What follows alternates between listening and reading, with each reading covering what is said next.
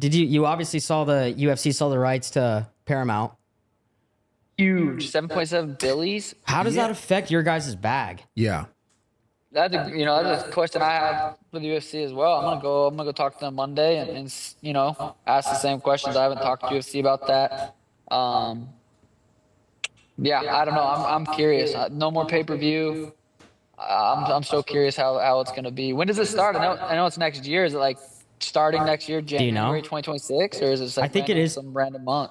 I think so. I think it definitely starts in 2026. I'm not sure the date, but I'm so curious how the cards are gonna look. Like, are the pay-per-view cards gonna clearly be like the pay-per-view cards they are now? Like the top 5 main fights are huge. Even the prelims are pretty stacked. Or I'm curious how the cards are gonna look. If it's gonna be any different. I know. Well, it's interesting because this all I think started because of Jake Paul and Mike Tyson, and like we watched that. I actually watched that with Brad, and it was like the worst connection.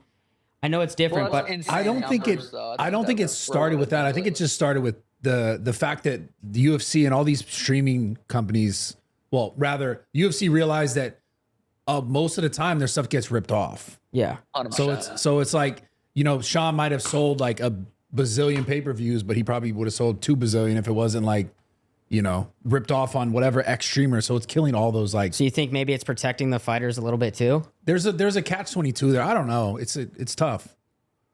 Yeah, I don't know either. I think at the end of the day, there's going to be more eyeballs on the fights, more eyeballs on the fighters. UFC is going to become a bigger platform.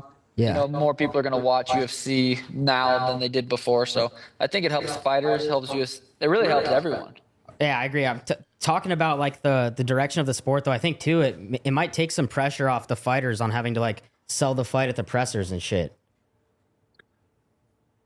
Yeah, I don't know. People like, yeah, it could for sure. People might be like, fuck it, I'm not going to get extra bag. But I don't know how many people really thought like that.